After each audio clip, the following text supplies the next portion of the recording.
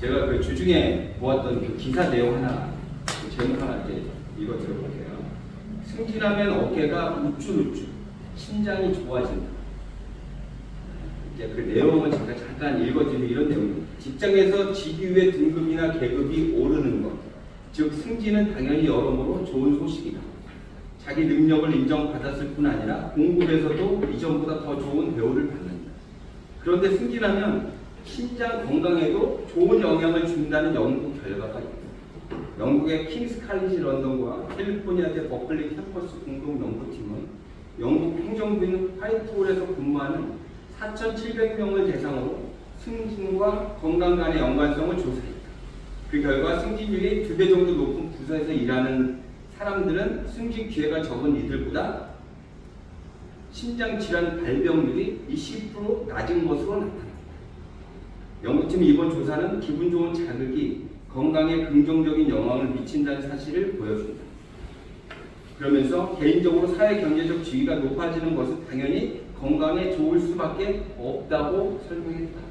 승진하면 얼마나 좋아요. 저도 처음에 그 일반 직원으로 취업이 돼서 대리, 과장, 차장, 부장까지 했던 것 같아요. 부장에서 멈춰요. 부장에서 제가 이제 그때 회사가 문제가 생겨 회사가 부도가 나는 바람에 그때 이제 회사를 이제 그만 다니게 됐고 그리고 이제 사업을 하게 됐죠. 그래서 저는 이제 부장까지 진급을 했던 것 같아요. 근데 이 승진은 굉장히 중요합니다. 굉장히 중요해요. 직장 다니는 사람들에게 굉장히 중요합니다. 이게 뭐냐면 인정받는 거예요. 능력을 인정받는 거고 또 책임을 져야 되지만 또 그 이상의 또 권한을 또 얻게 돼요. 우리 그 살아가는 어떤 삶의 모습이 서로 사랑하며 살아가는 그런 모습이어야 하는데도 불구하고 우리는 사랑하는 것이 아니라 비교의 대상, 경쟁의 대상으로 삼게 되는 거죠. 그러다 보니 이 승진이 이런 역할을 한다는 거예요. 그런데 오늘 이 기사를 보면서 저는 어떤 생각이 들었냐면 승진하면 심장의 건강에 심장에도 좋고 건강에도 유익이 되는구나 라는 것을 알 수 있지만 반대로 승진이 안 된다가 더 많거든요. 생각하고 있을 때 승진이 되는 경우보다 승진을 못하는 경우들이 더 많아요. 그래서 그때마다 스트레스를 받고요. 그때마다 뭐죠? 그러면 건강에 해를 입게 된다. 이 스트레스가 있잖아요. 몸을 해피는 것 같은 영향을 준다는 거예요. 그래서 몸의 건강이 굉장히 안 좋다는 거죠. 이 기사를 보면서 다른 것을 생각해 보게 되었습니다. 오늘 말씀 제가 2절 한번 읽어볼게요. 우리가 하나님을 사랑하고 그의 계명들을 지킬 때 이로써 우리가 하나님의 자녀를 사랑하는 줄을 아느니라. 좀 헷갈려요. 약간 이게 말씀이 딱 듣고 그렇구나라고 딱 생각이 들기보다 좀 헷갈려. 그래서 제가 좀 풀어서 해드려 볼게요. 하나님을 사랑해요. 그리고 그의 계명, 어떤 계명이요? 나를 사랑하고 나를 사랑하는 것처럼 이웃을 사랑하라고 그러잖아요. 그 계명을 지킬 때 이로써 우리가 하나님의 자녀. 그러니까 수직적인 사랑을 할 때 수평적인 사랑을 같이 할 수 있다라는 거죠. 그런데 우리가 이제 보세요. 그 수평적인 사랑, 이웃을 사랑하지 못한다고 한다면 다르게 어떻게 뭘 볼 수 있어요?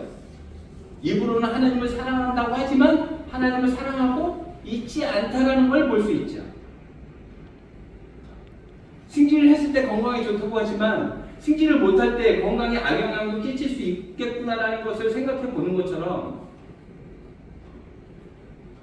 내가 이웃을 사랑하지 못했을 때 그때는 내가 입으로 하나님을 내가 사랑하죠, 사랑하고 있죠 라고 고백하지만 하나님도 사랑하고 있지 않는 모습이다라는 것을 이 말씀을 통해 알 수 있다는 거예요. 그렇다면 사랑은 우리가 마음 먹으면 되는 걸까요? 사랑해야지. 사랑할 거야. 될까요? 안 돼요. 안 되죠. 굉장히 힘들죠. 네. 그 사랑을 어떻게 할 수 있냐면 1절이에요. 제가 읽어볼게요. 예수께서 그리스도이심을 믿는 자마다 믿어야 된대요. 하나님께로부터 난 자니 또한 낳으신 이를 사랑하는 자마다 그에게서 난 자를 사랑하느니라. 믿어야 된대요. 믿음이 있어야 사랑할 수 있다는 것을 이야기해요.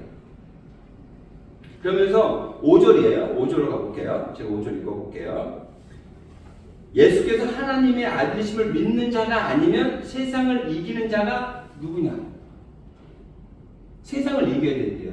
세상을 이겨야 되는데 그 이길 수 있는 방법이 뭐냐면 믿음이 세상을 이길 수 있게 해준다는 거예요. 세상을 이긴다는 이걸 무엇을 얘기하는 걸까? 제가 먼저 번에 그 설교 때 말씀드렸던 것처럼 창세기에 있던 이야기, 종국하고 다스리라는 것이 무턱대고 우리의 어떤 유익을 위해서, 우리의 어떤 욕심을 채우기 위해서 무조건 그냥 먹고 마시고 그냥 우리 마음대로 사용하라고 하는 것이 아니라 세상을 정복하고 다스리라는 것은 뭐냐면 하나님의 방식으로 정복하고 다스리라는 얘기예요. 세상의 방식으로 살아가는 게 아니라 하나님의 방식대로 세상을 정복하고 다스리라는 얘기거든요. 근데 우리는 그렇지 못해요. 그렇지 못하는 것을 제가 두 가지로 이야기해 볼게요. 첫 번째는요, 우리 사람에게 나타나는 모습입니다.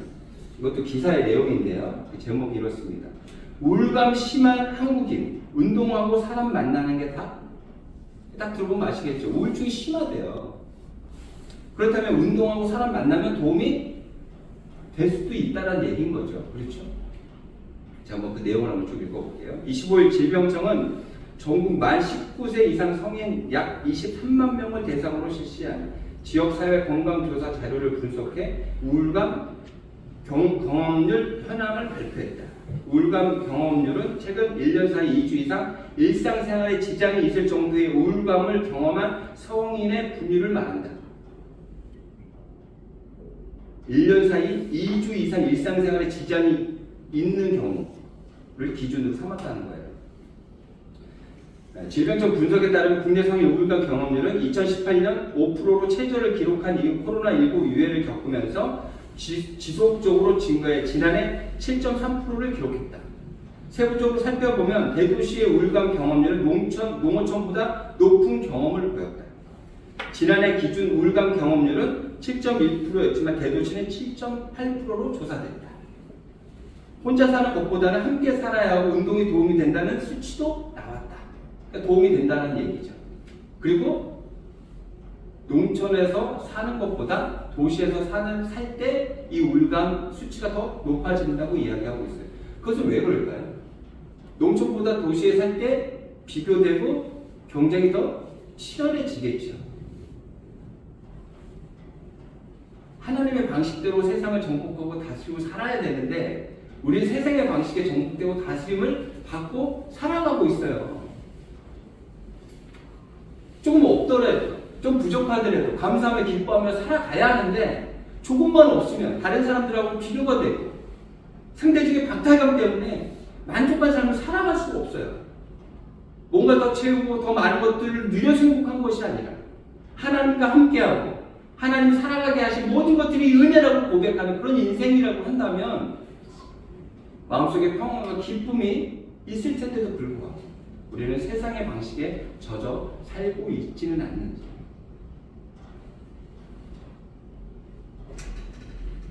세상을 이기지 못하고 살아가기 때문에 또 벌어지는 또 한 가지 또 일이 있습니다. 제가 그 기사의 내용인데요. 그 기사의 제목을 한번 읽어볼게요. 자식 지키려는 아빠, 몸무게 절반으로 줄어 눈물겨운 사랑도 사라질 위기라는데 어떤 내용이실 것 같아요? 제가 한번 그 기사 내용을 한번 읽어볼게요. 붉은 꽃이 피어났을 때 아비와 새끼는 서로를 부둥켜 안았다. 좋아서 안았을까요? 요즘에 꽃이 피어나고 꽃만 봐도 마음이 설레고 이러잖아요. 근데 부둥켜 안았대요. 아비와 새끼가. 근데 기쁨과 환희가 아니었다. 그들의 몸에 타고 흐른 건 절멸과 죽음의 공포였다. 그들이 사는 곳은 바로 영원한 동토였어야 할 남극이었다. 남극인데 지금 꽃이 핀 거예요. 얼음이 얼어야 될 곳에 꽃이 핀 거예요 지금. 공포를 느낀 이들은 황제 펭귄 부자. 푸르른 남극에서 부자는 삶의 위협을 느꼈다. 꽃은 얼음이 모두 녹았다는 최고의 메시지이자 종에 내려진 시한부 송고였다. 얼음은 누대가 일궈온 삶의 터전이었다. 이곳에 사랑을 나누고 먹이를 구했으며 새끼를 키웠다. 얼음 없이는 그들도 존재할 수 없다. 피부에 따스한 바람이 부자를 스쳤다. 온화한 바람결이 칼날처럼 아팠다. 꽃이 피기 전 여러 징후가 있었다. 햇살이 뜨겁게 느껴진 날이 잦아졌다. 보이지 않던 맹균류가 나타났다. 새로운 포식자의 등장으로 펭귄들은 더 많이 죽임을 당했다. 날씨가 추웠더라면, 얼음이 풍부했다면 일어나지 않았을 일이었다. 천적의 불의를 피하더라도 자기 불의를 간수 못해 죽는 일이 허다했다. 몇몇 황제 펭귄은 바다에 떠내려온 형형색색의 무언가를 먹고 죽어나갔다. 플라스틱이었다. 이래도 죽고 저래도 죽는 삶, 전대미문의 죽음이었다. 세상을 정복하고 다스리지 못하고 정복당하고 다스림을 당하는 삶을 우리 인간이 살다 보니 우리 인간도 이런 폐해를 겪게 되고요. 우리 인간뿐만 아니라 자연과 동물들도 이런 폐해를 겪게 된다라고 지금 이야기하고 있어요. 하지만 우리는 실망할 필요 없지요. 이 세상을 이길 수 있는 방법을 지금 성경에서는 말하고 있습니다. 말씀하고 있어요. 어떻게 이길 수 있다고요? 믿음으로써 이겨낼 수 있어요. 근데 이 믿음이 있잖아요. 성경을 마음대로 해석하고 제대로 된 믿음이 아니라 바로 된 믿음, 올바른 믿음이 아니라 자기가 믿고 싶은 것만 믿게 되면 어떤 상황이 발생이 돼요? 이단들이 나오게 되는 거예요. 자기가 예수님이라고 그렇게 얘기하는 사람들이 나온다니까요. 그 제대로 알아야 돼. 근데 잘못 알게 되면 여러 가지 폐해가 있죠. 그 잘못 알았을 때 폐해가 어떤 폐해들이 있냐면, 여러분 우리 강대상 옆에 그 꽃꽂이 예전에 많이 했잖아요. 지금 저희는 없지만 제가 꽃을 달고 있죠. 예전에 그 꽃꽂이 꽃을 항상 그 꽃꽂이로 이렇게 했었습니다. 근데 그 꽃꽂이 꽃은 꺾여진 거잖아요. 죽은 거잖아요. 사실은 그 뿌리하고 연결이 끊어져 있죠. 그 시간이 지나면 이 꽃들은 죽어요. 시들어요. 그럼 시들기 전에 어떻게 합니까? 그 꽃을 또 갈아요. 새 꽃으로 갈아서 계속해서 살아있는 것처럼 보이게 합니다. 그리고 또 요즘에는 그 꽃꽂이 하는 게 비용도 많이 들고 시간도 많이 들고 어렵다 보니 어떻게 하냐면 화분을 갖다 놓습니다. 근데 그 옆에다가 꽂이를 하는 그 이유가 여러분 뭔지 아세요? 이게 어느 곳에서 시작이 된 거냐면 개혁교회에서 시작이 된 거예요. 개신교회에서. 왜 시작이 됐냐면 꺾어진 그 꽃을 보고 한 개 있는 이 꽃이 시들 거 아니에요. 한 개 있는 우리 인생을 이 꽃을 통해서 보게 하는 거예요. 그 꽃을 바라보면서 그래 저 꽃도 이제 시들지. 그래 맞아. 나의 인생도 이제 곧 시들 거야. 내가 의지할 분은 오직 하나님밖에 없어. 라는 걸 깨닫게 하기 위해서 이거 꽃꽂이 꽃을 갖다 놓는 것이었는데 그것을 알지 못해요. 그러다 보니까 이제 시들려고 하면 새 꽃을 바꿔버려. 시들려면 새 꽃. 아예 그냥 그 화분을 갖다가 꽃을 갖다 놓는 그런. 잘못 알면 이런 일들이 벌어지게 되는 거예요. 지금 믿으면 세상을 이길 수 있다라고 하는데 이기지 못하는 그 이유가 뭘까요? 제대로 된 믿음이 우리에게 없기 때문에 그렇죠.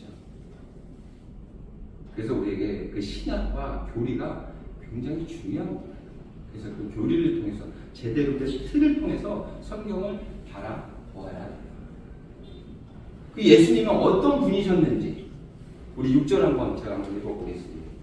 이는 물과 피로 임하신 이신이 곧 예수 그리스도시라. 물로만 아니요 물과 피로 임하셨고 증언한 이는 성령이시니 성령은 진리니라. 예수님이 뭐라 그래요? 어떻게 임하셨다 그래요? 물과 피로 임하셨다 그래요. 그 물은 뭐예요? 세례 주실 때 사용이 되었고, 그 다음에 피는요 십자가에 달려 죽으실 때 예수님께서 흘리신 피예요. 그 피로 인해서 우리가 죄사함을 받았어요. 구약시대 때는 어떻게 해요? 동물의 피로 죄사함을 받았죠. 그런데 동물의 피는 그때뿐이에요. 또 죄를 짓게 되면 또 동물을 또 잡아서 또 피를 흘려야 돼요. 하지만 예수님의 이 피는 단 한 번이었고요. 영원히 우리의 죄를 해결해 주셔요. 정확히 알고 계셔야 돼요. 그 가톨릭에서는 우리는 이제 성례가 두 가지입니다. 세례하고 성만찬, 성찬식 이제 두 가지입니다. 근데 그 가톨릭은 7가지예요. 7가지고 그 7가지 중에 이제 저희하고 많이 다른 부분들이 어떤 거냐면 그 성찬식이에요. 그들은 좀 화채설이라고 해가지고요. 그들이 이제 그 떡과 포도주를 준비하잖아요. 그래서 이제 예배 때 이제 이걸 나눠줄 전에 기도한단 말이에요. 기도할 때 이 떡과 포도주가 예수님의 피와 예수님의 몸으로 완전하게 변한다고 생각하는 거예요. 자신들의 기도를 통해서 완전히 몸과 피가 예수님의 피와 몸이 된다고 생각을 해요. 그래서 굉장히 중요합니다. 그래서 그걸 떨어뜨리면 안 돼요. 그래서 그 떡을 신부들이 하나씩 하나씩 입에 넣어줘요. 그리고 포도주를 주지도 않습니다. 그 이유가 뭐냐면 흘릴까봐. 흘리면 피인데 어떻게 감당이 안 되는 거예요. 그래서 그 피는 사제들, 신부들만 먹습니다. 그리고 그들이 앞에서 집전하는 그곳을 저희는 강대상이라고 불러요. 말씀 전하는 곳이에요, 이곳은. 근데 그들은 뭐라고 부르냐면 제단이라고 부릅니다. 그래서 그 제단 너머로는 사제들만 갈 수 있어요. 일반 신도들은 그 제단을 넘어 갈 수가 없어요. 그런데 예수님께서요, 그 십자가에서 죽으실 때 그 휘장이 찢어졌잖아요. 그 무엇을 의미하냐면 그 전에 구약시대 때는 제사장만 그곳에 들어가서 1년에 한 번씩 속죄일날 모든 사람들의 죄를 사함을 받는 그런 시간을 가졌어요. 하나님을 직접 만나는 거죠. 지성소에 들어가서 그 커튼이 쳐진 그 지성소에 들어가서 아무도 볼 수 없는 곳에 들어가서 하나님을 직접 만나서 모든 사람의 죄를 그가 해결했어요. 근데 예수님께서 죽으셨죠. 그때 어떤 일이 벌어졌냐면 그 휘장이 찢겼어요. 반으로 갈라졌어요. 이제 그곳에 우리들도 모두 들어갈 수 있어요. 중보자이신 예수님을 믿고 그 예수 그리스도의 이름으로 우리가 하나님을 만날 수 있게 된 거예요. 그러니까 저희는 강대상이라고 말씀 전하는 곳이에요. 말씀 전하는 곳. 제단이 아니에요. 저희는 제단이라는 말을 쓰면 안 돼요. 개혁교회에서는. 그들은 아직도 그 구약시대에서 나오지 못하고 있는 상황인 거죠. 우리는 그 성찬식을 통해서 기억하는 거예요. 기억해야 돼요. 세례를 통해서 죽었다 다시 살아남을 그렇게 기억하고 기념하고 성찬식을 통해서 예수 그리스도가 십자가에 우리를 위해서 죽었다라는 것을 기념하고 기억해요. 그러기 위해서 우리는 세례를 하고 성찬식을 하는 거거든요. 그렇다 그러면은 뭐 무슨 의미가 있어? 뭐 기념이 얼마나 능력이 있겠어? 기억하는 것이 뭐 얼마나 아니요. 엄청난 큰 능력이 있죠. 그 G.O.D의 박준영이라는 그 가수 있잖아요. 그 사람이 어떤 여행 프로그램에 자꾸 나와가지고 이제 그 여행하는 걸 잠깐 봤어요. 근데 이 사람이 그 포르투갈에 있는 그 서핑의 성지가 있다고 해요. 서핑의 성지. 갔더니 이제 파도가 그 일률적으로 이렇게 오는 게 아니라 막 파도가 막 이렇게 막 오는데 진짜 이쁘게 치는 거예요. 그리고 어떤 곳은 막 세게 치기도 하고 그래서 서핑하는 게 굉장히 좋은 곳인가 보다 이제 알게 된 거죠, 저도. 근데 이 서핑하는 사람들이 모두 그곳을 오고 싶어 한다는 거예요. 그곳에 와서 서핑하는 것을 가장 큰 기쁨으로 생각하는 곳이 그곳이에요. 근데 그곳에 이제 왔어요. 근데 와가지고 이제 그 프로그램을 하다 보니까 서핑을 할 수 있는 상황은 아닌 거예요. 근데 그곳에 이제 높은 데 올라가서 이제 바라보는데 눈물을 흘리기 시작합니다. 한없이 시작해요. 막 눈물을 한없이 흘려요. 근데 그 이유가 뭐냐면요. 어렸을 때 미국에 살았대잖아요. 근데 그 인종차별, 그것 때문에 굉장히 힘들었다고 그래요. 굉장히 많이 당하면서 살았다고 그래요. 친구가 하나도 없답니다. 그러니까 이 박준현의 이 친구가 그 어린 나이에 마음을 둘 수 있는 곳이 어떤 곳이었냐면 서핑할 때 정말 좋았다는 거예요. 그래서 그 서핑 때문에 위로도 받고 너무 큰 힘을 얻었다는 거죠. 그래서 그 파도가 있잖아요. 그냥 우리가 보면 우리는 바다에 가면 파도 그냥 파도인가 보다 하죠. 근데 박준영은 그 파도를 그냥 파도로 생각 안 해요. 그 파도를 보면서 눈물 흘리기 시작하는 거예요. 그때를 기억하면서 회상하면서 눈물을 흘리기 시작해요. 기억이 왜, 기념이 왜 능력이 없겠습니까? 예수님께서 나 때문에 죽었다라는 것을 다시 한번 기억하고 예수님을 제대로 올바로 믿게 된다면 그 안에 우리에게 능력이 있게 될 거예요. 그래서 온전히 바르게 알아야 우리는 제대로 된 믿음을 가지고 살아갈 수 있다는 것, 이것을 명심해야 합니다.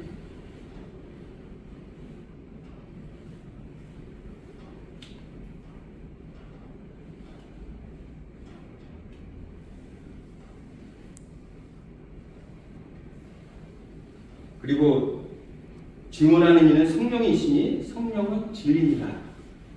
예수님이 가시면서 뭐라 그랬어요? 내가 빨리 가야 성령님이 오실 거야 라고 말씀하셨죠. 지금 우리는 성령님과 함께 하고 있어요. 내가 믿어야겠다, 믿어야지 그렇게 마음을 먹었기 때문에 믿을 수 있는 걸까요? 이렇게 믿게 된 걸까요? 아니요. 성령님이 일하셨기 때문에 우리는 믿을 수 있는 거예요. 그리고 이렇게 예배할 수 있는 거예요. 성령님이 우리와 지금도 함께하고 계셔요. 우리 주위에 이런 친구들이 있지 않습니까?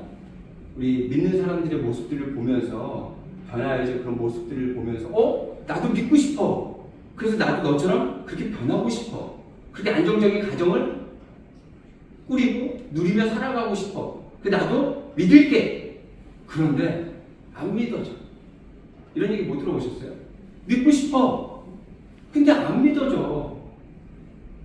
이 믿는 것도요, 우리 마음대로 되는 게 아니라니까요. 내가 결단한다고 해서 믿어지는 게 아니에요.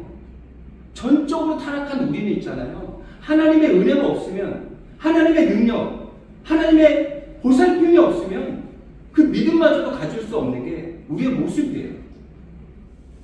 명확히 깨달아 알아야 돼요. 내가 믿었으니까 내가 믿을 수 있는 거 아니요. 하나님께서, 성령 하나님께서 우리와 함께 하시고 우리에게 믿음을 주셨기 때문에 우리가 믿을 수 있는 거예요. 그 믿음을 통해서 어떻게 된다고요? 사랑할 수 있게 되는 거예요. 그냥 사랑해야지가 아니라 허락하신 그 믿음이 우리에게 있게 될 때 그 사랑도 가능해진다는 것을 이야기하고 있어요. 근데 오늘 제가 말씀드릴 때 처음에 뭐라고 말씀드렸어요? 이웃을 사랑하지 않으면서 나는 하나님을 사랑하는 사람이야 라고 해서는 안 되는 거예요. 내가 이웃을 사랑하지 못하고 있다면 나는 지금 하나님도 사랑하지 못하고 있는 거예요. 하나님께서 주신 그 계명을 나는 무시하고 살아가고 있는 거예요. 내가 하나님을 사랑하고 있다는 걸 어디서 알 수 있어요? 내 이웃을, 내 가족을, 내 가정을, 내 직장을 사랑하는 마음이 있어야 하나님을 사랑하고 있다는 것을 알 수 있다는 거예요. 또 주신 이 계명을 생각하라고 그러잖아요. 주신 계명대로 사랑하라고 그러시잖아요. 우린 율법을 굉장히 무시합니다. 그렇죠? 하지만 율법을 무시해서는 안 돼요. 하나님 주신 말씀이에요. 근데 또 뭐가 문제냐면 신비주의처럼 율법주의가 문제예요. 율법만 지키면 모든 것들이 해결돼. 율법만 지키면 우리는 구원받을 수 있어. 우리의 제 문제들이 해결될 수 있어. 라는 것이 문제인 거예요. 하나님을 사랑하는 것, 그것이 어디서 드러나냐면 그 계명을 지키는 것. 하나님께서 우리에게 주신 그 말씀들을 지키며 살아갈 때 내가 하나님을 사랑하고 있구나 라는 걸 깨달아 알 수 있어요.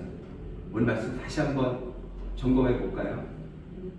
우리가 하나님을 사랑하고 이웃을 사랑하는 수직적인, 수평적인 사랑을 할 수 있기 위해서는 믿음이 있어야 한다.